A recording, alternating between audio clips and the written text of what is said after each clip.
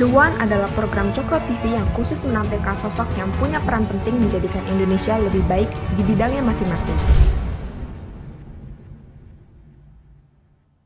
Halo penonton, kita ketemu lagi di program The One ya. Kalau Anda mungkin belum kenal, The One ini adalah sebuah acara di mana kami menghadirkan orang-orang, sosok, tokoh-tokoh yang kami anggap istimewa ya.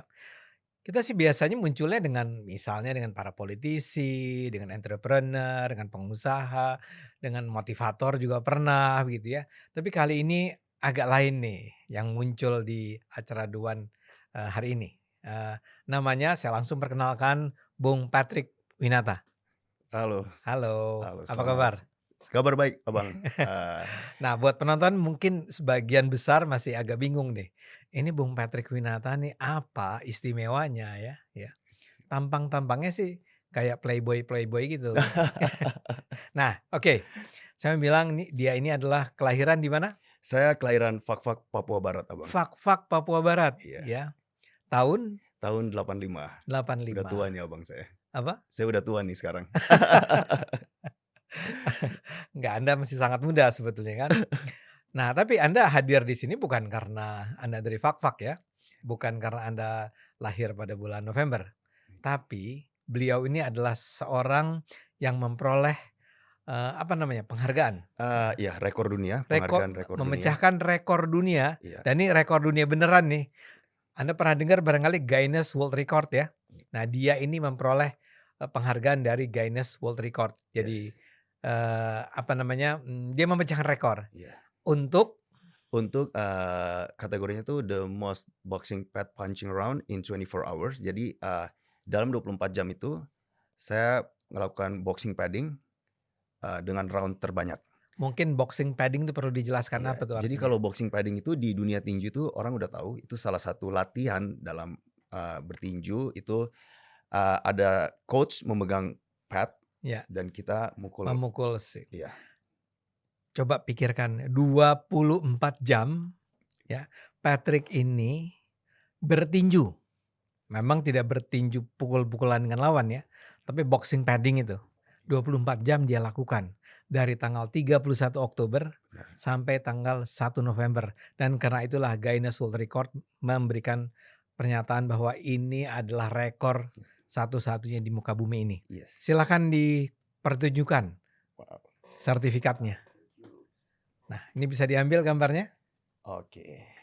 Itu kan certificate the most boxing pad punching around in 24 hours in 223 rounds ya. Yes. Jadi 223 ronde. Rounds, iya. Satu rondenya 3 menit ya. 3 menit benar. 3 menit. Jadi Iya. Anda sepanjang itu bertinju itu ya. Yes, benar. Ini dilakukannya di mana? Saya lakukan itu waktu itu di BSD. BSD. Iya, di salah satu tempat latihan. Jadi di Iya. situ ada ring Iya. punya HSS gitu. Namanya HSS Iya, ya. jadi kita lakuin di situ. Oke. Tapi sebetulnya nih Bung Patrick, ini aja udah luar biasa Terima ya. kasih. Barangkali bisa diambil kembali. Thank you ya. Kasih. Ini aja luar biasa. Tapi yang saya ingin share dengan penonton adalah cerita lain dari ini semua. Barangkali Anda bisa ceritakan pemecahan rekor ini dilakukan dengan tujuan lainnya adalah Jadi kita ngelakuin ini untuk pengumpulan dana juga. Jadi waktu saya 24 jam itu saya ngelakuin hal ini, selama 24 jam itu juga mereka tuh pada nyawer, Bang. Orang-orang pada nyawer untuk di mana? jadi kita tuh ada pakai platform Benih Baik. Heeh. Jadi mereka tuh transfer ke situ selama 24 jam itu. Jadi Nggak, mereka tuh di mana? di yang nonton saya, Bang, di Di? YouTube. Oh, jadi ini disiarkan Yes. live di Live YouTube. benar. Live YouTube. Live YouTube benar. Anda mengundang kemudian orang, kalau Anda mau menyumbang, kirimkan dana Anda ke Benih Baik ini. Benih Baik itu benar. Untuk apa tapi? Untuk anak-anak cancer. Oke, kanker ya. Yes. Apa yang Anda lakukan? Jadi mungkin kalau boleh cerita dikit kenapa saya mulai ini dulu nih. Nanti dulu. Oke, siap. Apa yang Anda lakukan? Oh, yang saya Jadi lakukan mengumpulkan Oh, jadi dana? waktu itu kita lakuin ini, kita pengumpulan dana dan kita kasih 100% untuk yayasan ini. Jadi mereka yang, berhak, eee mengelola dana ini, Heeh, karena kita waktu saat itu, nggak mau terlibat karena ini pengumpulan dana, iya. jadi kita langsung ke institusi itu, Jadi ke Anda yayasan. memukuli pad itu Iya, ya selama 24 selama jam 24 jam, dan selama itu orang barangkali menonton dan yes, misalnya saya tertarik, iya, saya ingin membantu anak-anak penderita kanker, iya, kirim 500.000, 1 juta, yes, I don't know, yes, yes, ke sana, sana, ke benar, ke rekening yang disebut di sana. benar. Yang Anda capai berapa? Jadi, ada satu kebanggaan buat saya juga Bang, karena saya ini kan bukan siapa-siapa nih, tapi kita tuh berhasil ngumpulin dana tuh total 240 jutaan, hampir 240 juta. Rp240 juta Iya, Anda kumpulkan, iya, malam itu. Dan alhamdulillah luar biasa, dan puji Tuhan. yang menariknya itu kalau kita lihat dari angka-angka yang masuk Abang, itu yang ngirim 10.000, 50.000. Jadi buat saya tuh berarti yang nonton nih banyak banget Yes, gitu. Dan oke, mungkin di luar sana tuh buat beberapa influencer ngumpulin itu dalam 2 jam gampang banget. yes. Tapi di sini saya juga mau ngajakin orang. Waktu itu saya cuma mau ngajakin orang buat, "Yuk kita lihat pengumpulan dana dari sisi yang berbeda yuk. Kita coba deh, ini ada orang nih, kalian nontonin dia aja, ini hiburan buat kalian." Padahal saya taruhin nyawa di situ, pertaruhkan nyawa di situ. Nanti ada cerita nih ya. Iya, tapi please, kita kumpulin dana yuk buat anak-anak ini yuk, gitu. Jadi waktu itu saya Nah, senang sih, saya senang waktu itu. ternyata terkumpul 240 juta. Yes, yes Abang, Oke kan, kalau itu 24 jam kira-kira sejam itu 10 juta. kurang lebih. Orang mengirim ada yang 75.000, ada yang Iya. 50.000, ada yang 100 Memang ada ribu. yang dana gede Oh juga, iya, iya, cuma iya. banyak juga yang saya senang tuh banyak juga yang jadi banyak banget yang nonton Karena artinya Abang. penonton ingat ya, Patrick ini saya juga pertama kali ketika mendengar tentang Anda, saya tuh memikir-mikir, petinju dari mana ini ya? Yes, iya. Padahal Anda bukan petinju Iya, saya sebenarnya, bukan profesional boxer juga. bukan Iya, profesional boxer, iya.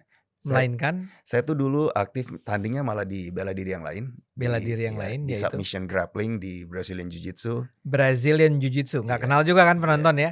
Ternyata Jiu-Jitsu itu, saya taunya Jiu-Jitsu Jepang. baik, Ternyata ada Brazilian iya. Jiu-Jitsu. Anda tuh profesional di situ. Saya profesional di situ, iya. Tanding gitu ya, Tanding, saya tanding dari 2007, 2007 sampai sekarang sampai sekarang udah enggak. udah enggak. Tapi sekarang lebih fokus malah sekarang fokus di strength conditioning coach. Jadi saya nge-coaching, Oh, beberapa professional boxer juga. Iya, oke.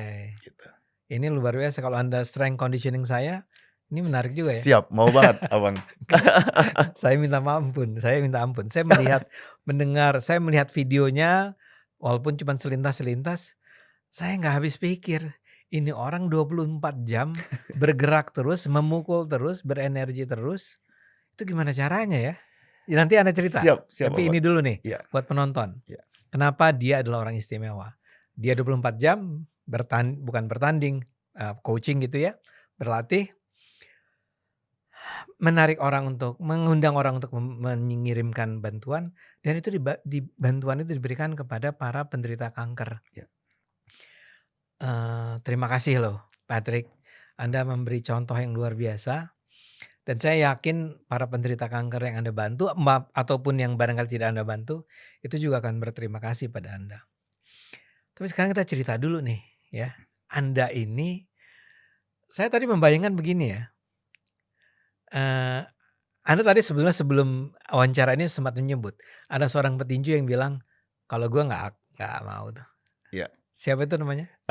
Jadi ada salah satu advisor kita juga, Heeh. ya mungkin semua orang tahu juara dunia kita, Bang Daud Yordan. Daud Jordan. Beliau hari ini ulang tahun juga. Dan beliau itu orang yang dukung kita dari awal karena kita butuh dukungan dari awal, apalagi beliau tuh di dunia tinju. Dan dia ngomong, "Pat, kalau saya sih, nggak mau ngelakuin kayak gini sih 24 jam," gitu. Itu petinju beneran Iya, ya? itu antara dua Bang. Iya. Antara saya harus bangga Iya. atau saya harus jadi takut sekarang Abang waktu itu. Waktu itu kan belum mulai kan, saya jadi mikir Abang, wah. Dia tuh maksud dia mau bilang begini, "Lu tuh gila amat ya." Ya, Ka Bisa jadi gitu kali ya Iya Bang. iya. Soalnya ada kalau yang literally ngomong kayak gitu tuh ada salah satu, influencer yang temenin kita dari awal juga, beliau tuh rapper, Mhm. dia sempat ngomong, Siapa boleh tahu namanya? Tuan 13 namanya Oke, Upi, ya. dia ngomong gini ya Bang, waktu saya cerita ini di awal dia cuma bilang gini, "Pet, gue tuh bakalan dukung lu full, lu itu orang gila," kata dia, "karena tujuan lu baik aja nih makanya saya dukung lu," katanya, gitu. Setuju Sam setuju. iya, jadi banyak orang cuma saya nggak tahu mereka mikir tujuannya saya apa, gilanya saya itu saya Iya juga nggak iya tahu gitu. iya. Jadi Saya juga menganggap Anda orang gila. iya. Tapi kadang-kadang di dunia ini kita butuh orang-orang gila seperti Anda. Ini juga barangkali ini masukan buat para selebritis kita yang kemarin sempat tanding-tanding tuh, para selebritis bertanding tinju, mendingan lakukan seperti apa yang dilakukan Patrick deh ya. Kalau itu kan cuman hura-hura aja, mungkin dapat duit, tapi ini kan juga duitnya dibagikan kepada orang-orang yang membutuhkan, ya. Tapi saya ingin kembali cerita tentang Baik Anda ya, baik Anda Bang. bercerita tentang diri Anda. Patrick ini adalah orang yang lahir di Fak-Fak. Iya. Saya ingin Anda bercerita tentang kenapa pada akhirnya Anda memilih untuk melakukan sesuatu yang tadi saya sebut sebagai tidak normal. Teman Anda bilang gila, ya. Si petinju profesional bilang, "Gua nggak akan mungkin melakukan ini." Ya. Tapi Anda melakukannya. Dan Anda melakukannya bukan buat diri Anda melakukannya buat orang-orang lain yang membutuhkannya. Gimana Anda bisa menjelaskan atau bukan gimana Anda bisa menjelaskan, bisakah Anda bercerita tentang proses seperti apa yang membuat Anda akhirnya tiba pada keputusan yang tanda petik gila ini? Ya, silakan. Baik, Tapi saya minta maaf kalau saya akan tanya, saya potong dan seterusnya ya. boleh banget Iya Abang. iya. Jadi, mungkin saya mau cerita dikit, ide ini muncul kenapa, mungkin kalau gilanya mungkin dari dulu memang, saya nggak tahu, saya mungkin bisa dibilang orang yang nekat aja kali ya, orang yang nekat dulu. Jadi, saya ini tumbuh lahir besar tuh di Papua, saya lahir di Papua, Mhm saya selalu bangga dengan tempat lahir saya itu, walaupun kota kecil, mhm. tapi saya berharap, eee, kota kecil ini juga bisa jadi contoh sebenarnya. Jadi contoh maksudnya ada anak dari kota kecil ini, dari kota Fak-Fak, yang bisa ngelakuin sesuatu yang besar untuk Indonesia dengan cara ini. Patrick, saya harus sebut ada juga orang lain yang datang dari Fak-Fak. Ada juga, Namanya iya, Pak Bahlil. benar, iya. Oke. Saya cuma pengen, orang tahu Fak-Fak itu jangan cuma beliau, ada Beliau juga iya jadi, Papua iya itu banyak orang hebat iya. menurut saya, karena Ya, saya lahir paling di tidak di Fak-Fak tuh ada 2 orang penting jadi. Ada Pak terima Bahlil, kasih ada Anda. terima kasih. Jadi, ya saya muncul dengan, latar belakang, eee, anak yang nggak percaya diri sebenarnya, Abang. Mhm. Karena dari kecil saya dibully dalam tanda kutip. Oh ya? Ya, saya dibully itu dalam tanda kutip, bukannya saya dibully memang ada langsung berantem, kalah, tapi saya dibully itu dalam tanda kutip, saya ada di posisi di mana memang, eee, saya jadi anak yang paling nggak kuat aja waktu itu. Anak Lemah gitu? lemah dan memaksa diri saya untuk nguatin diri saya sendiri, yaitu dengan Sorry, cara boleh nggak Anda ceritakan, mhm. Anda itu di sekolah seperti apa? Saya di sekolah swasta normal, Swasta? iya, tapi ya kita tahu ya kehidupan tahun-tahun gitu, Ini itu tahun-tahun berapa? tahun saya kelahiran 85, saya SD kurang lebih 90-an? 90-an. Itu, eee, ya kita tahu lah di daerah itu keras, Ini sekolah anak-anak orang kaya atau apa gitu nggak? enggak juga Nggak Abang, juga, enggak juga. biasa-biasa aja? Sekolah di sana semua sama. Kehidupan ininya semua sama, nggak ada kaya, nggak ada Mhm. sama semua. Eee, Cuma memang saya di lingkungan yang benar-benar kekuatan fisiknya itu ya nggak dipungkirin, maksudnya kuat Penting lah. kuat semua kan, iya gitu. Dan saya yang paling Boleh nggak Anda masih ingat nggak cerita tentang bagaimana Anda dibully ketika itu? paling gampang setiap, ngelakuin apapun selalu paling kalah. Udah lemah, kalah, diejek, saya coba berantem, kalah pula. Jadi Maaf ya, udah saya ketawa itu. kuadratnya tuh benar-benar Anda diejek, udah karena diejek Anda marah nih, marah, berantem, kalah kalah juga. pula. Jadi menurut saya ini kayaknya, saya nggak tahu saya harus ngapain. ngadu ke orang tua pada saat itu bukan jadi pilihan terbaik. Karena Karena saya akan malu. orang Eee, tua Anda nggak akan berpihak sama Anda nggak ya? akan berpihak. Kita tahu orang tua zaman itu sih. Ya. Terus di mana saya juga nggak berani ngadu, kenapa? Kita ini, eee, 4 bersaudara laki semua, gitu.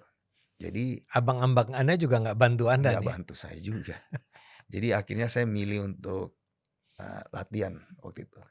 Oke. Olahraga pertama saya, sertifikatnya harusnya saya harusnya tadi lupa bawa, saya masih simpan sampai sekarang. Itu sertifikat pertama saya Bang, tahun 95, Yaitu? itu sertifikat taekwondo saya. Taekwondo. Iya. Itu kelas berapa tuh? Saya ingat banget tuh harusnya kelas 4 SD. 4 SD. Iya, Anda belajar taekwondo ya? taekwondo. Itu saya ingat banget, memori itu benar-benar ada di saya tuh datang sendiri ke Kodim Abang. Di Kodim, saya datang sendiri, ini ada anak kecil, agak gemuk, sipit pula. Ini Anda maksudnya? Anda tuh gemuk dulu? Saya agak gemuk Abang, makanya paling lemah Bang. Terus ada ini bapak-bapak ini tentara, saya ingat mukanya tuh sampai sekarang saya masih hafal Abang, Iya. kumisnya saya masih hafal. Iya. "Cari siapa Dek?" Ngomong cari siapa aja saya udah deg-degan. Saya tanya aja, "Di sini katanya ada latihan ya Bang?" "Iya ada latihan, katanya di sini ada taekwondo sama karate." Tujuan awal waktu itu saya mau ikut karate ya Bang, karena saya tahu papa saya itu dulu karate. Oke. Nah, tapi gara-gara dia bilang, "Ikut taekwondo aja, ini olahraga baru nih," gitu di sini. Di sini nih olahraga baru nih dari Korea, pakai kaki gitu ya. Iya.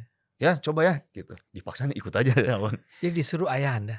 Enggak, Oh si tentara itu? tentara itu. Si bapak itu? Iya, saya tuh malah ke situ sendiri Abang. Oke. Ke situ benar-benar sendiri. Jadi saya nggak tahu waktu itu kayak, untung saya ke situ Bang. Maksud saya, hari ini saya bisa jadi seorang Patrick yang sekarang, karena, keputusan saya waktu itu ke Kodim sih, Iya. kelas 4 SD itu. Mungkin buat berapa orang ya, "Ah, apaan sih cerita kayak gitu?" Benar. Iya. Mungkin buat berapa orang waktu zaman saya kuliah, eee, saya bukan jadi yang terbaik di kuliah, malah hampir nggak lulus karena kelamaan. Karena saya tanding, latihan, tanding, latihan. Mama saya tuh juga sempat ngomong, "Pat, lu fokus kuliah aja, ngapain lu tanding?" Anda kuliah di mana sih? Saya kuliah di Untar Abang. Ambil? Saya ambil arsitek Abang. Wes. Agak nggak nyambung sih Abang dengan kerjaan sekarang gitu. Tapi per Enggak, hari Anda di Untar arsitek hampir nggak lulus? hampir nggak lulus, Oke. hampir nggak lulus. Hampir nggak lulus kelamaan kali Abang, Iya. gitu.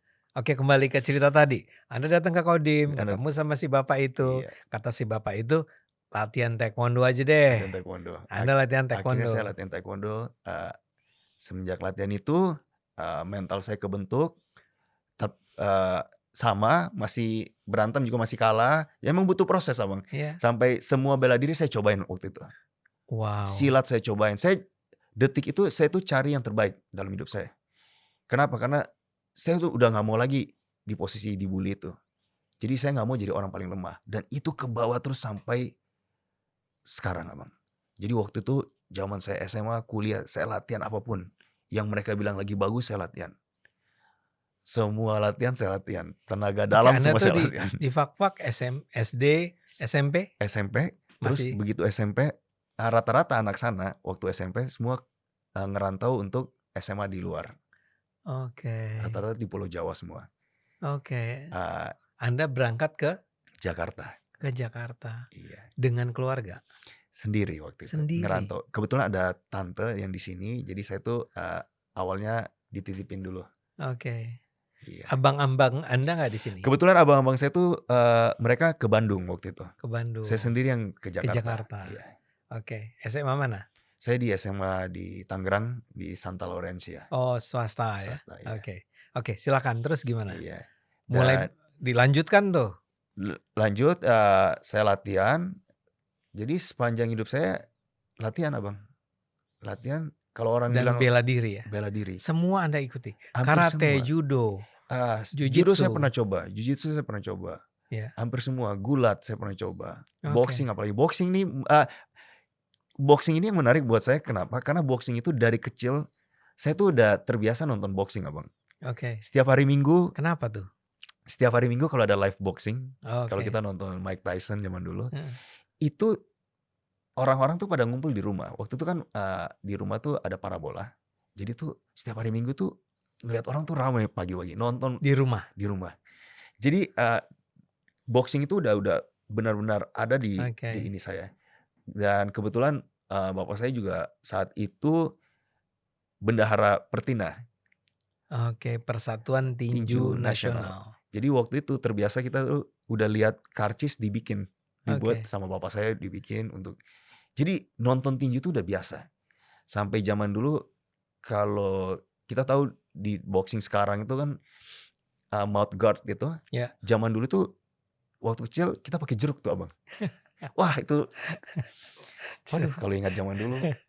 Nah, saya tuh nggak dikasih tinju dulu waktu kecil karena identik dengan mama saya bilang, "Jangan pernah boxing ya, itu bikin otak kamu nggak benar ntar, dikena pukul." Oh, Jadi stigma itu yang dulu ada, jadi nggak berani ya, saya boxing. Sampai waktu itu SMA baru saya mulai boxing, oke. gitu. Nah itu terus Anda SMA, Anda kuliah, Iya arsitektur, iya. lantas Anda apa, secara profesional Anda jadi apa? Saya sempat, tanding fokus profesional tanding di yang submission grappling tadi, Brazilian Ya, Jiu-Jitsu. Brazilian Jiu-Jitsu. Di masa-masa di mana malah saya nganggur kerjaan, malah saya tanding dan hasilnya juga nggak seberapa di pertandingan itu. Jadi saya tuh sempat jadi orang yang mungkin kalau kalau kata mama saya, "Kamu mau jadi apa sih?" Gitu. "Ayo Oke. fokus." Tapi per hari ini yang menarik Abang ya, eee, semua kerjaan saya, semua, urusan bisnis saya, karena kita ketemuin dengan orang-orang yang tahu bahwa saya tuh di dunia itu. Teman-teman lama saya, kita di-connect-in sama orang-orang yang memang dari teman-teman di bela diri itu sendiri. Jadi Oke. di situ saya belajar sesuatu bahwa kita nggak tahu perjalanan setiap orang Ya, ya, Bang, ya. ya. Saya pikir tuh dulu, oh iya saya bakalan jadi sampah aja nih kalau kayak gini nih. Tapi Tapi Anda pernah mengalami masa-masa depresi atau apa gitu? masa depresi ada pernah, Ada ya? ya masa-masa di mana itu saya bilang tadi tuh Abang, saya tuh orang yang saya ini kan produk bulian Abang. Saya ini produk bulian, orang yang nggak punya ke rasa percaya diri yang benar-benar, saya tuh gugup banget kemana-mana dulu. Ngomong nggak berani speak up apa-apa. Jadi saya orang yang introvert. Sampai kapan itu? Sampai, sebenarnya tuh kuliah udah mulai ini tapi masih aja ada hal itu sampai kalau boleh cerita dikit, sampai kemarin saya, eee, selesai 24 jam itu di atas ring Abang. Ini mungkin ada beberapa orang udah dengar cerita ini, ada beberapa belum. Jadi saya sempat ngomong sama tim waktu itu, "Entar begitu selesai, kalau selesai," saya bilang, "kalau selesai 24 jam saya berhasil, terus kalau 00 waktunya, please jangan ada yang naik dulu ke atas ring," saya bilang. Karena? "Saya mau punya waktu semenit aja, saya mau diam dulu bentar." Mungkin orang-orang nggak ngerti, orang-orang pikir saya ngapain doa atau apapun. Tapi waktu itu yang saya lakuin adalah saya maafin si Patrick kecil itu Abang. Mungkin buat beberapa orang cerita ini mungkin lebay ya, Ya, ya. mungkin ya, mungkin. Patrick kecil itu artinya? Patrick kecil itu adalah Patrick yang, penakut, Patrick yang nggak percaya diri, Patrick yang bikin dia sampai, selama perjalanan hidup dia itu, dia susah memvalidasi diri dia Bang. Jadi dulu saya tanding misalnya saya juara, setiap ada orang yang ngomong, "Wah Pat, kamu hebat ya." Saya selalu nggak percaya dengan hal itu, saya selalu bilang gini, "Enggak lah, biasa aja tuh." Itu karena itu? Karena itu Abang, saya rasa mungkin karena itu Abang. Jadi begitu jalannya waktu, saya coba mikir lagi, iya apa jangan-jangan karena itu ya. Terus saya sempat ngobrol dengan ada teman yang di dunia psikologi, Ya. saya diajarin untuk coba berani memvalidasi diri saya juga. Nah, akhirnya saya kepikiran kayaknya gara-gara ini deh. Dan sebenarnya waktu persiapan Abang, Yang selama 24 persiapan jam. 24 jam ini dalam waktu 4 bulan, saya ingat banget tuh waktu saya, esin tangan saya, karena tangan saya udah bengkak semua Abang. Saya sempat marah sih sama diri saya, maksudnya saya sempat marah waktu itu. Kenapa? Saya sempat marah tuh kenapa saya harus ngelakuin ini? Apa sih tujuan saya itu apa? Benar nggak sih saya ngelakuin itu buat anak-anak? Makanya saya sempat cerita ya, kalau orang di luar sana ngomong mau berkorban untuk orang, kalau baru sebatas ngomong, semua orang bisa, Bang. Pengorbanan itu buat saya tuh harus harus ada terlibat fisik. Ini buat saya, ini pengalaman saya, Bang. Iya. Kalau udah ada terlibat fisik di situ, saya baru yakin itu ada pengorbanan. Kenapa? Waktu itu masih persiapan, Bang. Tangan saya dimasukin ke es karena tangan saya bengkak. Kita tuh latihan dari jam 11 malam sampai jam 6 pagi. Harus lanjut lagi jam 7 pagi sampai jam 5 sore waktu itu. Selisih, jadi cuman ada 1 jam. 1 jam. 1 jam itu keputusan terberat dalam hidup saya waktu itu. Mau lanjut lagi apa enggak? Pas berhenti jam 6, Itu, mau dilanjutkan nggak nanti? iya. Karena saya pikir waktu itu masih latihan, nggak usah lah. Apa mundur dikit. Tapi untungnya saya nggak milih itu. Disiplin ya. Disiplin. Itu yang saya selalu ngomong. Semua orang tahu saya. Patrick tuh orang yang paling disiplin. Teman-teman saya selalu ngomong. Oke. Saya tuh sarapan setiap hari makanan yang sama, Bang. Yaitu? Cuma 3 telur sama kacang almond sama kopi. Saya tuh terkenal gitu. Jadi 3 telur 3 telur rebus atau apa? saya scramble eggs. Scramble eggs. Iya, terus kopi hitam kacang almond. sama kacang almond. Jadi setiap pagi saya fotoin tuh semua orang tuh selalu tahu itu saya. Oke. Jadi hari itu untung saya lanjut. Yang saya bilang tadi, Abang, masalah pengorbanan, begitu saya masukin tangan, sakit dinginnya itu, saya sempat mundur, otak saya tuh udah jahat banget. Udah, Pet, stop lah, ngapain? Benar gak sih ini buat anak-anak gitu? Iya. Tapi ya akhirnya tuh lewat, makanya saya berani ngomong. Kalau orang ngomong ngorbanin sesuatu, harus ada pengorbanan tuh secara You fisik have to dulu. prove it. Iya. Tapi kembali ke tadi, Anda 1 menit itu bicara sama si Patrick kecil apa? Saya bilang ke dia, kita udah selesai ya. Lu udah gak perlu buktiin apa-apa lagi ke orang. Butuh waktu lama tuh, Abang, 40 tahun untuk jadi kayak gitu. Tapi Wah. prosesnya panjang, tapi saat itu saya maafin.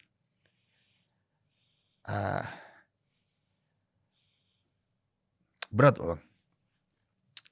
Yang bisa ngerasain ini mungkin saya sendiri kali ya. Makanya kalau orang di luar sana yang nggak ngerti, mungkin cuma ya mungkin anggap cerita saya ini agak lebay, tapi saya udah nggak peduli itu. Saya udah tahap di sini. Mungkin dulu Abang, saya nggak berani cerita ini semua karena malu. Saya mau jaga image saya. Karena anak kecil itu tadi tuh, dia nggak mau dimaluin lagi, dia nggak mau dibully lagi.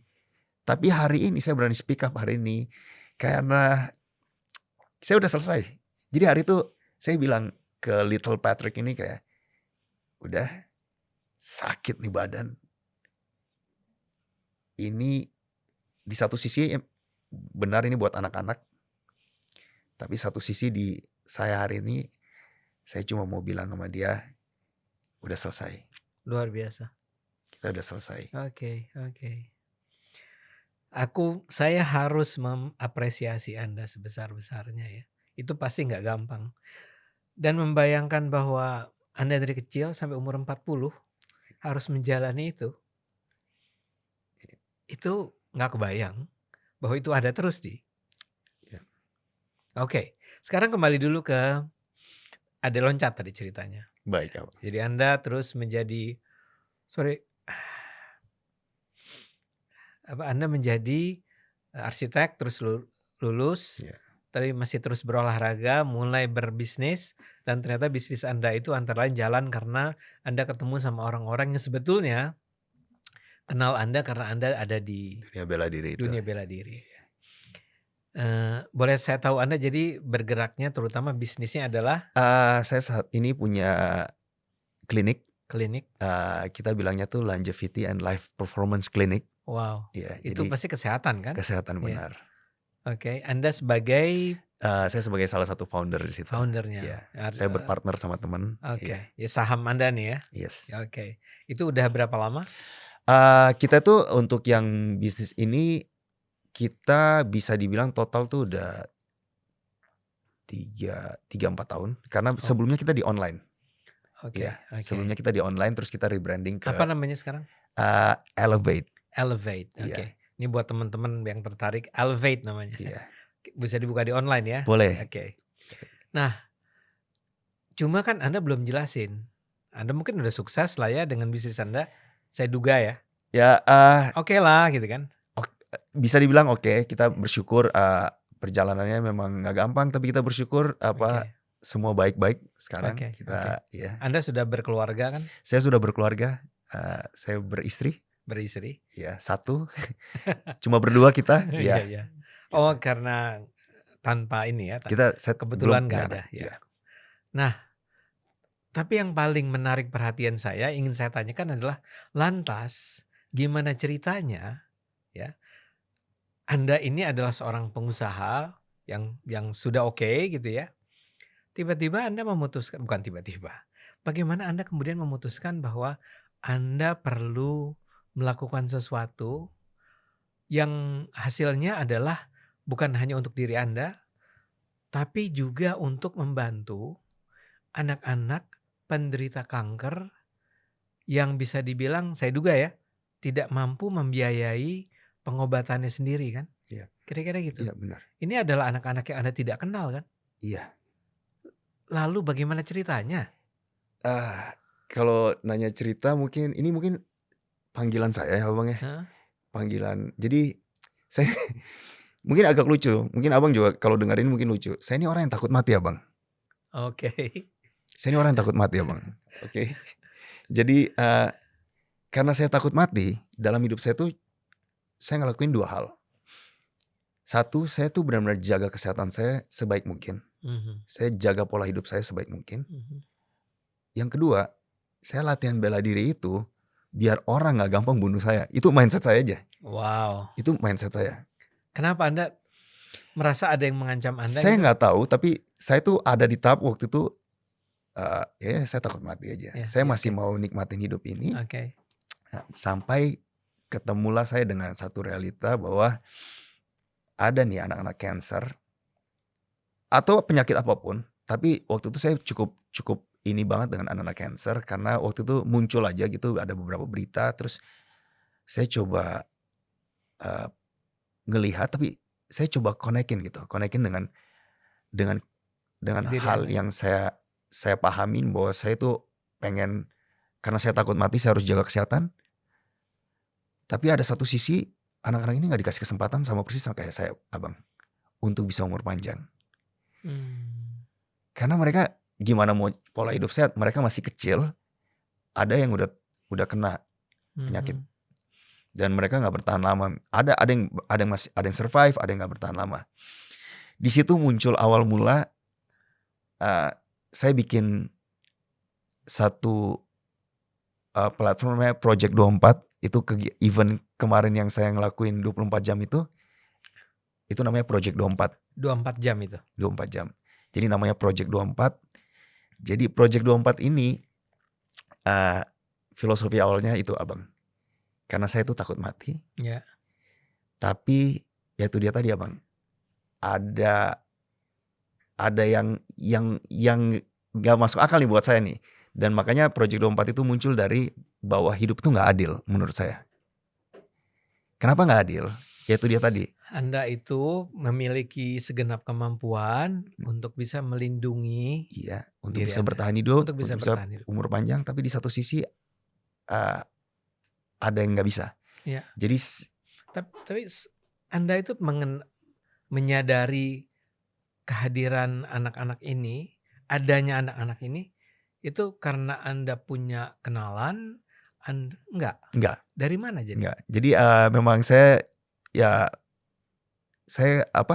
mungkin kita pernah, saya tuh tertarik banget tuh Abang dengan hal-hal yang kalau kita tahu ada Make a Wish Foundation, dia wujudin keinginan anak-anak cancer. Saya selalu banget nonton kayak gitu Abang. Jadi saya tuh itu di Indonesia. Di luar ya? Di luar, tapi Iya. mereka tuh ada di Di YouTube gitu ya. Iya. Anda menonton itu. Iya, jadi saya benar-benar terpanggil gitu, maksudnya sama anak-anak cancer gitu. Tapi kenapa spesifik cancer, kenapa? Itu dia tadi Abang ya, saya nggak tahu kenapa, tapi saya ngerasa kalau cancer itu selalu end up-nya tuh Kayak kita bermain dengan waktu, ya. gitu. Nah, itulah Project 24 Abang, yang kita bikin ini. Nah, Anda bertemu dengan anak-anak yang akhirnya Anda bantu itu melalui cara apa? Jadi waktu itu, saya cari info, saya juga belum tahu tuh pertama kali saya tahu ternyata ada yang namanya rumah singgah, itu dari temen. Jadi temen tuh waktu itu saya cuma ngomong, saya gimana nih caranya nyari anak-anak cancer ya, apa langsung ke rumah sakit anak atau gimana.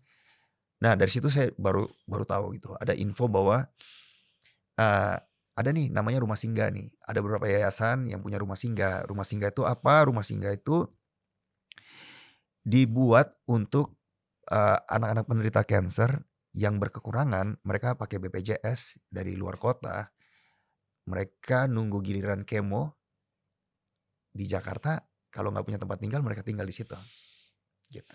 Jadi salah satu yayasan yang kita bantu waktu itu, bergeraknya di rumah singgah itu, Abang. Anda datang ke sana? Saya datang ke sana. Waktu itu saya datang ke sana, belum sama sekali mikirin tentang, rencana saya yang Yang bakalan 24 24 jam ini? itu, Abang. Karena memang waktu itu mikirinnya tuh baru rencana doang. Kenapa baru rencana? Karena ya itu, nggak disetujuin Abang. Oleh? Oleh orang pertama yang nggak setuju, istri saya Bang. Saya pikir dia orang pertama yang bakalan support saya. Ternyata Ketika dia Anda cerita ya? iya, ternyata dia orang pertama yang nggak setuju Abang. Kenapa? Saya nggak tahu, normal kali Abang ya. Maksudnya mungkin dia takut saya kenapa-kenapa sih. Mungkin saking cintanya kali. Saking cintanya. Saya nggak tahu saking cinta apa takut aja Nggak gitu. cinta. Oke. Itu pasti cinta. Iya. Dia tidak ingin Anda sakit. Tadi saya katakan, memikirkan ada orang 24 jam boxing Iya. tanpa henti. Itu kalau istri Anda berpikir bahwa ini akan menyakiti Anda, bahkan mungkin bisa, maaf ya, membuat Anda tewas atau apa, ya pasti dia nggak akan setuju lah. Iya. Benar banget sih Abang. Jadi Dan dia begitu ya? dia begitu. Jadi waktu itu dia nentang keras banget. Karena dia tahu saya agak sedikit gila juga tuh. Jadi tapi karena dia nggak setuju dengan alasan dia yang logis, akhirnya saya juga nggak berani juga sih. Jadi mikir-mikir, iya ya, saya kurang support juga nih. Terus Jadi Anda sempat batalkan gitu? sempet untuk batal dalam tanda kutip. Tapi partner yang saya ajakin untuk ngelakuin ini, saya cuma bilang, ya udah kita bikin acara yuk, dengan anak-anak ini yuk, gitu. Kita ke yayasan. Jadi waktu itu dikasih tau ya tentang yayasan itu, namanya YKAKI, Yayasan Kasih Anak Kanker Indonesia. Di Jakarta nih Di ya? Jakarta. Akhirnya kita pergi ke yayasan itu dengan tujuan, saya sama teman saya tuh pengen kita pengen dinner bareng. Jadi waktu itu konsepnya kita main dulu sama mereka, siangnya kita main, kita bikin acara, games, terus malamnya kita dinner. Tapi konsep kita waktu itu beda, kita bikin fine dining. Jadi kita ubah tuh tempat, kita bikin dalam tanda kutip mewah lah Abang. Jadi kita datangin satu chef Italian, dia masak langsung di depan mereka. Itu mereka seneng banget soalnya bule kan Abang. Gitu. Malah dia yang terkenal Abang. Dia semua pada minta foto sama dia Abang. Iya. Terus kita masang lagu klasik Abang. Lampu kita redupin. Kita bikin sebagus mungkin. Abang tahu, itu mereka kan waktu siang setelah main semua balik ke kamar. Termasuk orang tuanya mereka. Balik ke kamar. Ada berapa anak? Keluar masuk Abang. Tapi waktu itu saat itu sekitar 14-an kalau nggak salah. 14. Iya, 14 iya. Kalau saya nggak salah ingat. Iya. Dengan keluarganya mereka, dengan orang tua biasa antara ayah ibu atau salah satu aja. Nah, waktu itu kan mereka nggak tahu kita tuh lagi siapin tempat makannya segitunya. Pas jam makan malam, pas kita manggil mereka kaget Abang. Malah ada yang nggak berani masuk abang. Dia bilang ini, wow. Terus kita paksa, ayo duduk, nikmatin yuk. Jadi mereka duduk, ah, mereka candlelight lah. Mereka duduk, lagu kita pasang, mereka makan abang. Kita serve itu benar-benar fine dining. Ya, ya, ya. Mereka makan, sampai ada yang ngomong gini. Dia manggil saya Om nih, salah satu orang tuanya. Om, ini kalau di restoran-restoran sana bayar berapa nih Om? Saya sampai ngomong, saya juga nggak tahu. Kita makan aja yuk, nikmatin aja nih. Ini jarang-jarang nih gitu. Terus ada yang menarik lagi tuh abang, ada satu cerita yang menarik. Namanya Ryan. Nah, Ryan ini cukup berkesan buat saya. Dia Sorry, ini anak-anak umur berapa? dari mereka tuh ada yang dari bayi Ya. sampai 17 tahun.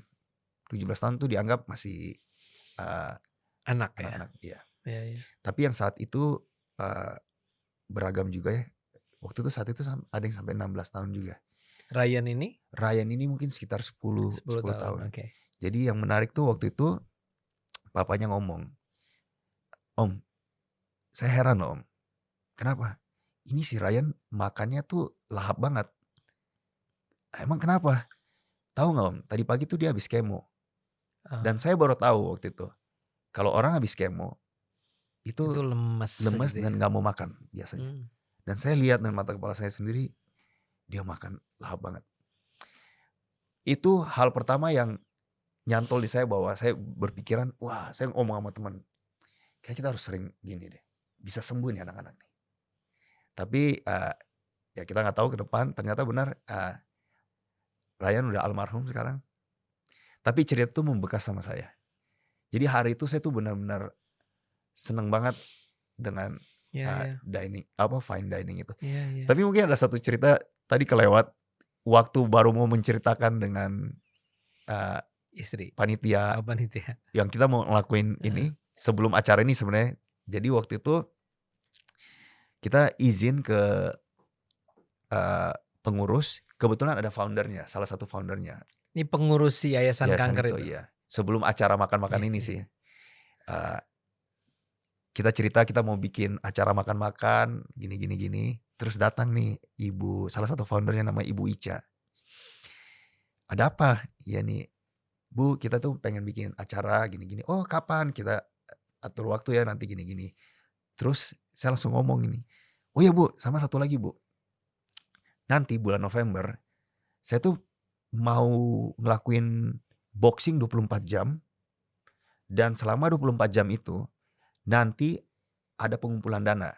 Semua dana saya mau masukin ke yayasan ini. Dengan gagahnya saya ngomong gitu. Itu teman saya yang ikut saya ngelihat saya. Pat, ini jadi ya? Bukannya istri kamu gak kasih kan? Tapi waktu itu dia gak ngomong. Cuma dia lihat dirikan dia tuh udah beda. Terus saya udahlah. Gila ya, dia tahu lah.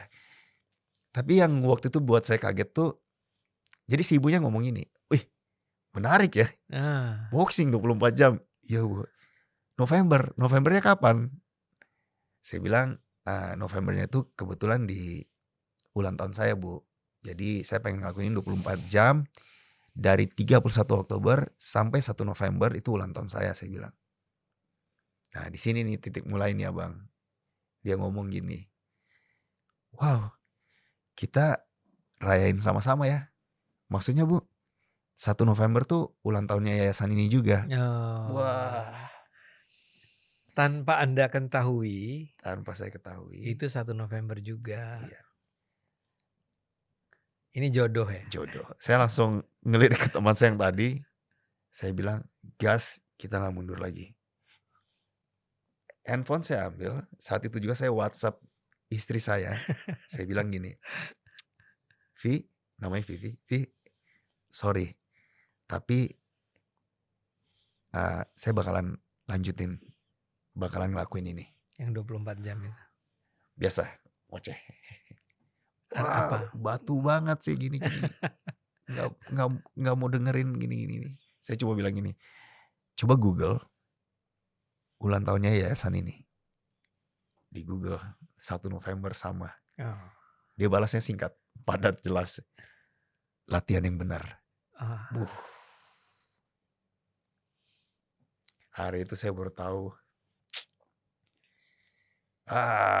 Benar-benar.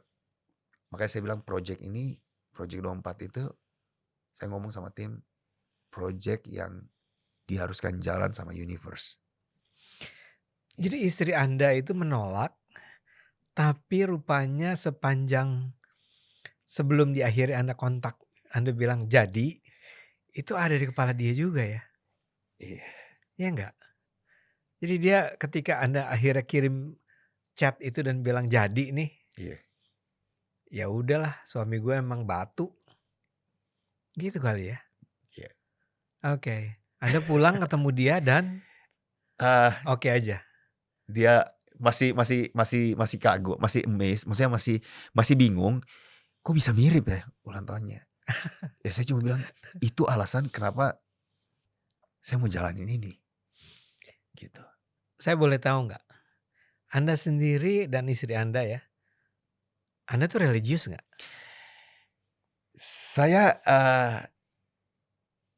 Saya ini orang yang apa ya, yang bisa dibilang saya dari kecil juga religius. Anda Kristen, Saya Katolik. Katolik ya. Saya Katolik. Makin dewasa, makin kesini saya makin lebih ke pengen belajar semua. Iya. Saya nggak memposisikan diri saya di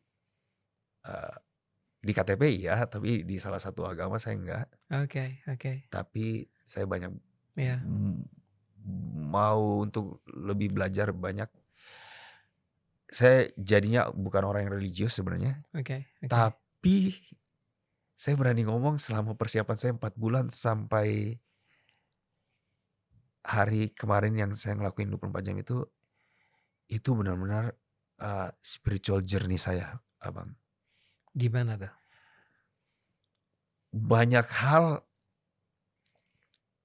Memang banyak hal campur tangan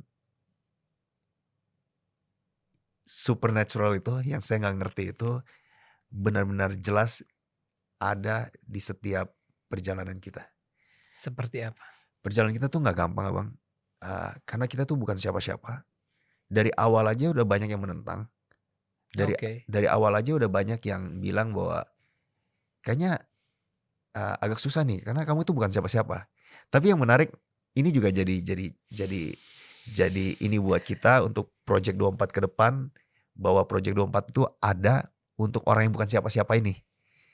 Karena kalau dibilang lagi, orang yang siapa-siapa kalau diajakin ngelakuin ini nggak mau, Abang. Justru orang yang bukan siapa-siapa biar project ini bantu nge-expose dia, biar orang tuh bisa tahu apa yang dia lakuin dan orang banyak bisa nyumbang gitu. Jadi ketika itu apa? Anda sudah bilang oke nih, Anda punya teman. Ya. Berdua. Lalu kita ngajakin teman yang lain lagi, yang mau percaya sama acara ini. Mungkin awalnya mereka karena nggak enak sama saya aja kali ya, Bang. Tapi makin lama mereka lihat saya, mereka sampai udah lihat proses latihan saya, nemenin saya latihan. Banyak yang akhirnya bantu, banyak influencer yang juga mau bantu, termasuk Bang Andi F. Noya, advisor kita di awal sampai sekarang. Banyak influencer dari teman-teman yang bantu. Kalau nggak ada mereka, termasuk Bang Daud Jordan. Iya, banyak banget, Abang. Jadi justru karena mereka exposure-nya jadi lebih gede. Tapi dengan berjalannya waktu tuh susahnya itu kita belum dapat sponsor dan lain-lain. H-14 kita baru dapat sponsor. Akhirnya ada. Iya. Boleh disebut? Boleh sebut. Salah satu yang gede. Mungkin saya boleh cerita dikit nih, Abang. Boleh. Jadi saya tuh ada satu video. Video ini di awal latihan, Abang.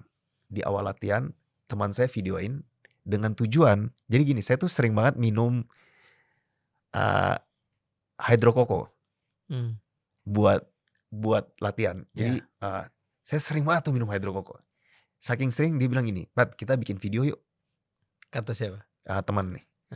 Nanti kita tag Hydrokoko katanya gitu. Ya udah, jadi saya ingat banget tuh video sampai sekarang kita masih simpan. Saya bilang gini, Hydrokoko endorse gua dong. Sambil ketawa-ketawa itu habis latihan. Iya. Tapi video itu kita simpan, kita nggak sempat untuk ngelakuin itu manuver ceritanya mau Iya, iya. nge-tag udah nggak sempat abang Oke, karena oke. saking sibuk waktu itu. H-14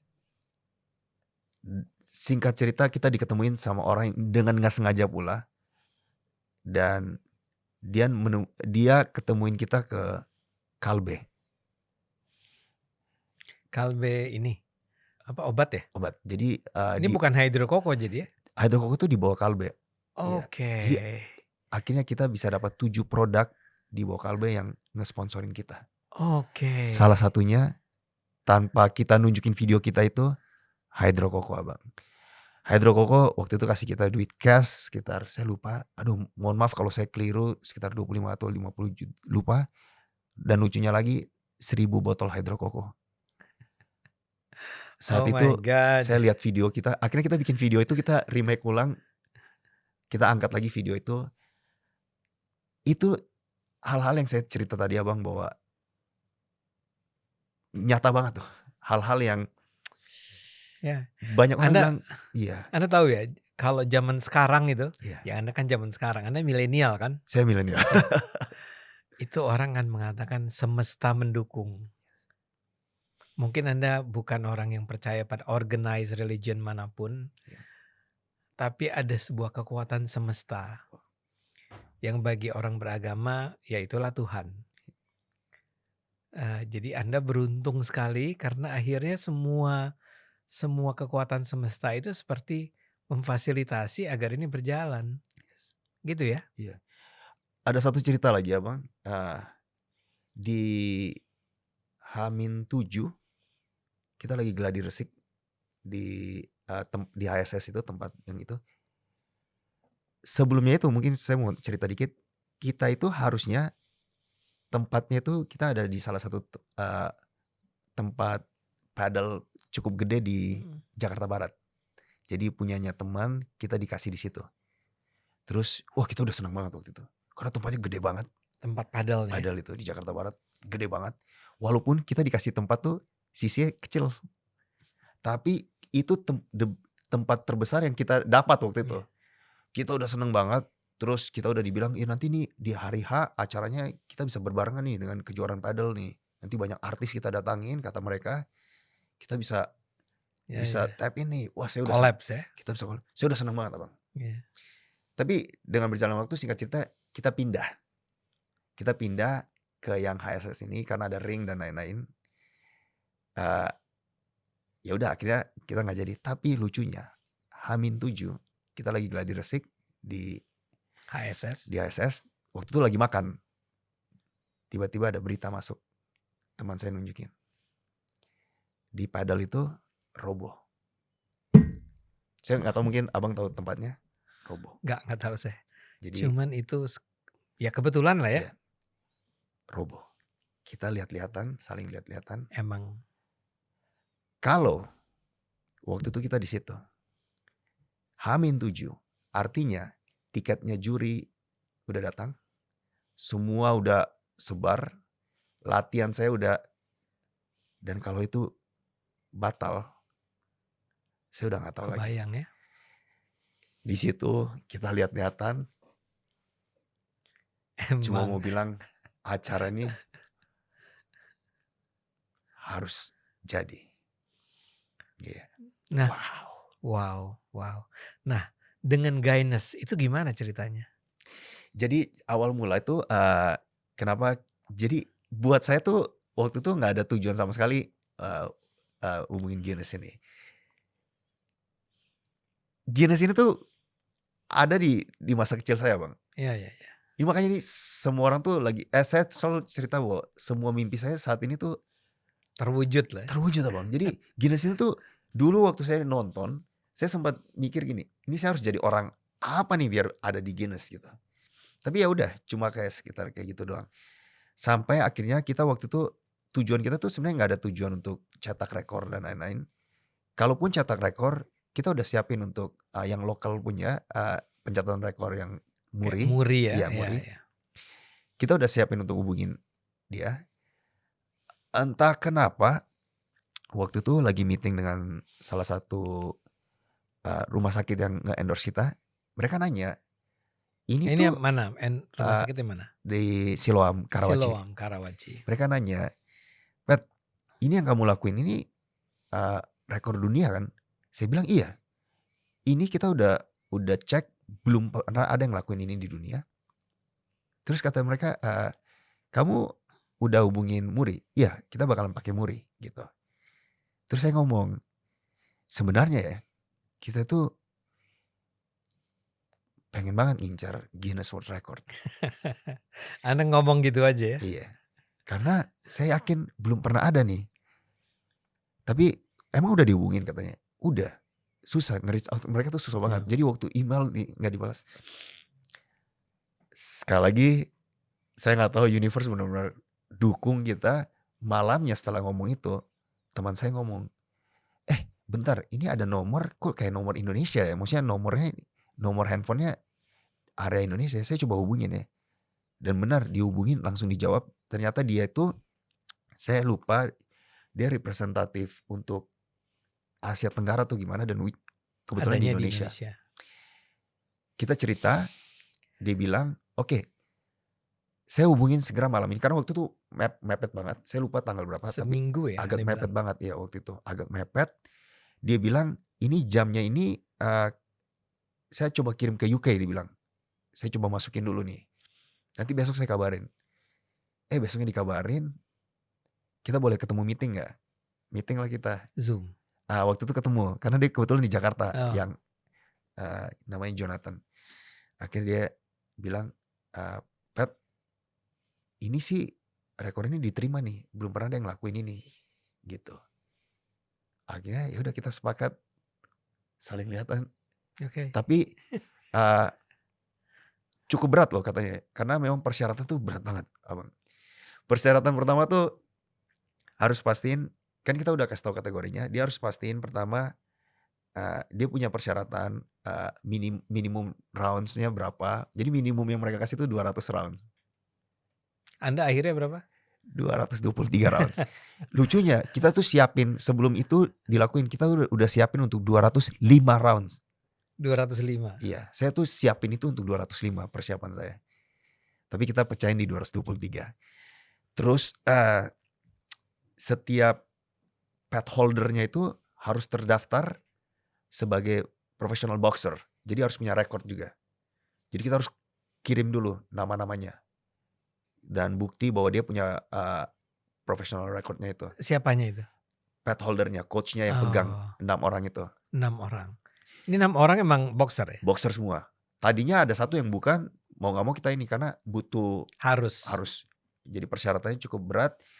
Glove yang dipakai harus sama dengan hari H, harus difoto, dikirim dulu. Jadi waktu itu kita kirim dulu tuh, foto dulu. Terus jadi misal glove-nya itu adalah glove yang dipakai para petinju profesional gitu. Yes, iya. Terus itu Anda beli? Ya, saya beli, memang ada persiapan. Kan saya juga punya glove banyak tuh. Tapi yang paling susah waktu itu gimana nentuin glove yang bisa bertahan 24 jam di tangan saya. Karena waktu itu sakit semua. Bang, itu tangan saya tuh udah bengkak-bengkak. Iyalah. Saya tuh udah selama persiapan tuh udah mau. Kenapa bilang mau mundur tuh? Ya karena ini abang. Sampai lupa dengan tujuan awal abang. Karena rasa sakit tuh benar-benar luar biasa. Gitu. Iya. Terus itu terus ini sorry, juri itu dibayar nggak? Juri dibayar. Dibayarnya itu jadi sama tim kita. Akhirnya kita ngumpulin dari dana sponsor. Juri itu dibayar tuh dibayar untuk penerbangannya dia. Dan dia tinggal di sini. Iya, tinggal di sini. Terus dan memang ada biaya administrasi gitu. Sama yang tadi saya bilang persyaratannya, salah satu harus ada 2 kamera yang harus nyala terus, yang nyorot ke kita, dan timer gitu. Terus harus ada 2 badan yang berbeda lokal yang membantu dia pencatatan. Karena apa yang mesti dicatat? Yang harus dicatat tuh minimum pukulan dalam 1 round, semua tuh diatur, Bang. Dan harus bersih, pukulan bersih. Terus Jadi round Anda nggak bisa tuh kecapean, entar nanti dulu lah gitu ya? udah nggak bisa Udah Bang. nggak bisa ya? Udah nggak bisa pukul dengan santai, nggak bisa. Karena pukulan bersih harus itu. Itu persyaratan dikeluarin. Mati lah saya bilang. Tapi ya Anda akhirnya berhasil melancarkan berapa kali pukulan? persyaratan pukulan per round dia tulis 50. Per round 50? 50. Tapi waktu itu setiap latihan tuh kita tuh di atas 170-an. Jadi aman banget tuh. Oke, aman lah. Kalau itu bisa Malah lah ya. teman saya tuh udah teriak dari bawah sebenarnya. Pet, boleh turunin lagi kata dia. Tapi wah ini gilanya saya muncul kan Bang. Setiap ada teman yang tamu datang makin jadi Heeh.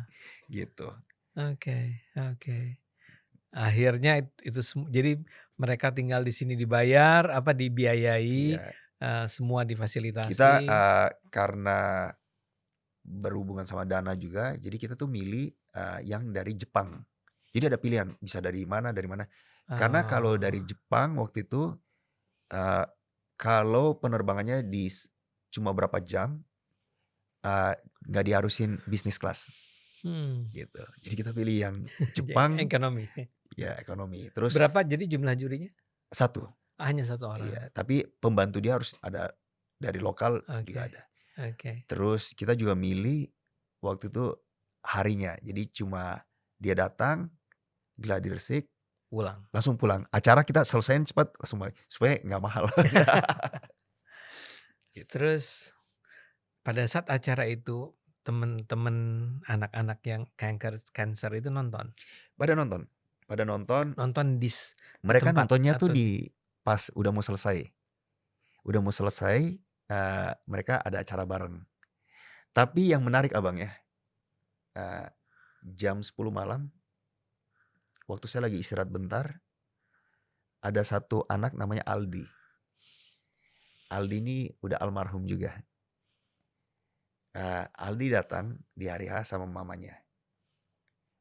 Terus istri saya bilang, Pat ini ada mamanya Aldi dan Aldi datang nih. Mau lihat, oh ya saya bilang yuk masuk bentar. Itu saya lagi siapin lagi, mau mulai lagi. Istri saya ngomong gini, ini mamanya Aldi nih puasa 14 hari buat keselamatan kamu loh. Wah.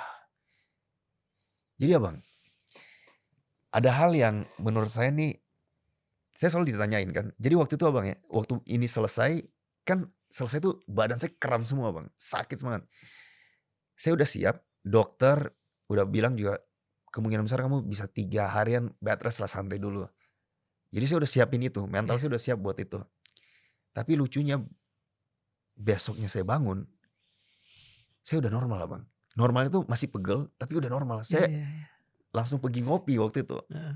Orang-orang pada bingung kenapa saya balas-balas WhatsApp, DM, saya malah foto. Pada bingung, kok lu bisa gini ya? Nah, kejadian yang Aldi datang itu malamnya, saya langsung kepikiran. Saya langsung bilang, kemungkinan nih ya, pertama karena latihan. Ini udah gak bisa dipungkirin. Bahwa saya siapin ini benar-benar serius, bukan nekat-nekatan. Saya siapin ini dengan latihan yang benar selama 4 bulan. Kedua, ya mungkin nutrisi yang benar. Saya pola makan, bantuan medis dan lain-lain. Yang ketiga ini, ada supernatural thing yang menurut saya banyak orang doain saya Bang. Saya waktu dengar bilang mamanya Aldi puasa 14 hari. Berarti banyak tuh yang khawatir sama saya sih Abang. Makanya Bang, saya selalu cerita ke semua orang, hal paling berkesan dalam hidup saya tuh kalau ada di video saya tuh waktu sekitar 1 menit sebelum acara selesai. Jadi mereka hitung bareng Bang, countdown hitung bareng. Itu badan tuh udah sakit sebenarnya, itu badan saya tuh udah kram banget Bang. Tapi tiba-tiba semangat lagi, itu semua orang teriakin nama saya. Yang tadi saya bilang berkaitan sama masa kecil saya belum pernah dengar kayak gitu. Semua orang teriakin nama saya dan semua orang nangis di situ Bang. Sampai partner saya yang cowok yang nggak pernah nangis semua di situ. Ibu-ibu founder yayasan itu nangis semua. Saya ingat banget waktu itu ada ibunya ngomong kayak gini waktu itu. Begitu udah selesai waktu itu ngomong gini, Pat, terima kasih kita tuh terima donasi tuh biasa, sering.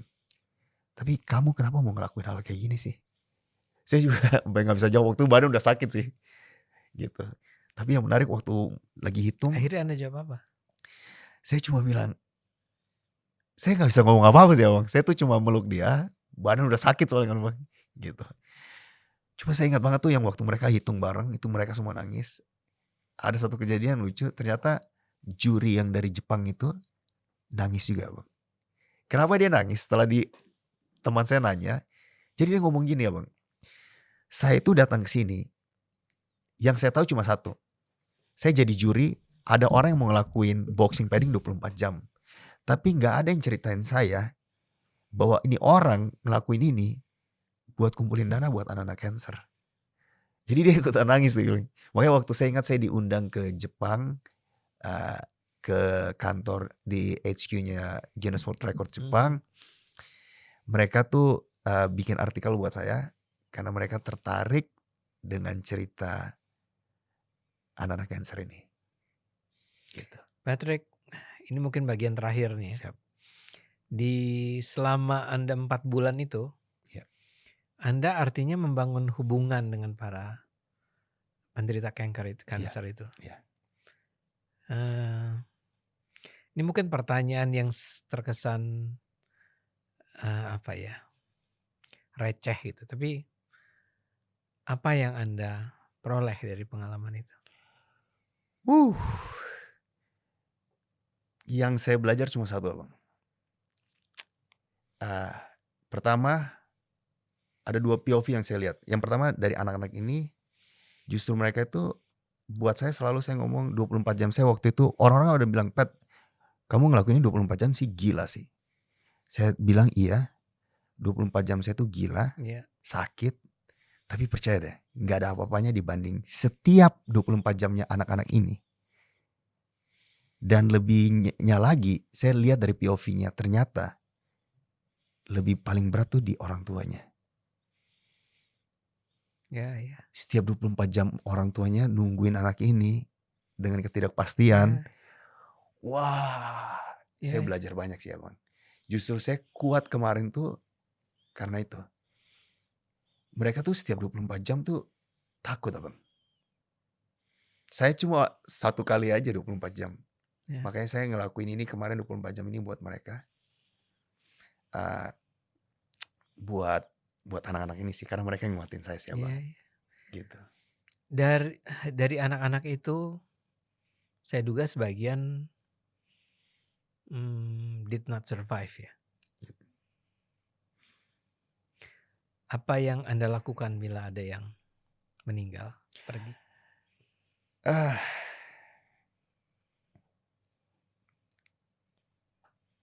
Wah, susah banget Abang. Apalagi yang udah punya hubungan sama kita ya. Iya.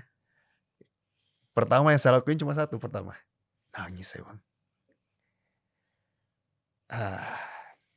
Apalagi kalau udah kenal ya Bang ya. Iya. Gitu. Kebayang. Tapi ini jadi semangat buat saya untuk tetap melanjutin hal ini. Ya.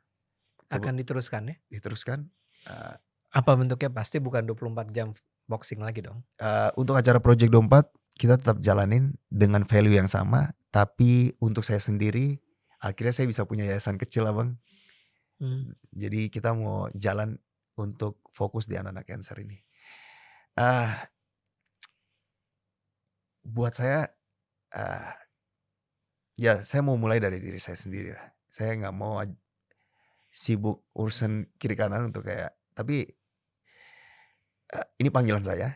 Jadi pengen banget tuh bisa jadi apa ya? Jadi orang yang berguna lah. Oke, Patrick, wish you only the best. Thank you. Ini buat penonton kali ya. Kita bisa belajar. Saya sendiri belajar. Saya yakin bapak-bapak, ibu-ibu, teman-teman, adik-adik semua juga belajar. Sesuatu yang barangkali tadi Patrick sendiri menyatakan, Patrick itu bukan siapa-siapa. Artinya dia menganggap dirinya bukan siapa-siapa. dia melakukan sesuatu yang menurut saya luar biasa.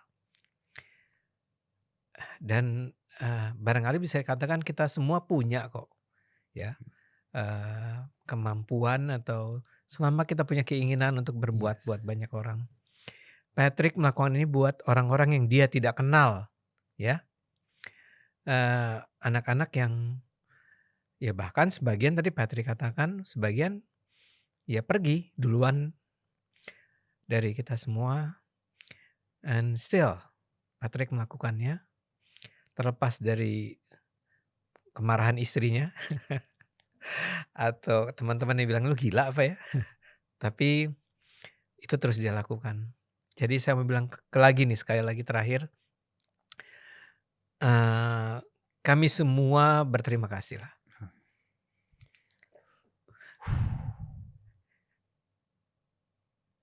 Jarang kita punya tamu kayak Anda ini. Dan barangkali emang jarang di Indonesia ini ada orang seperti Anda. Jadi wish you all the best. Terus ya Oke. Patrick, Pasti terus ya nih Bang. teman-teman. Pasti ya Bang. Terima kasih. Kita Thank you. oke, ada lagi yang ingin disampaikan? Udah semua Bang. Udah semua ya. Makasih banyak Abang. Maksudnya bisa lewat ini kita juga ngajakin yang lain untuk ngelakuin ya. hal-hal yang sama. Ya. Dan kalau kita dengar lagi apa tadi namanya gerakan 24 ini muncul lagi. Iya. Yuk kita support lagi lah. Thank you. Thank you. Terima kasih. Makasih banyak Abang. Sampai ketemu. Thank you.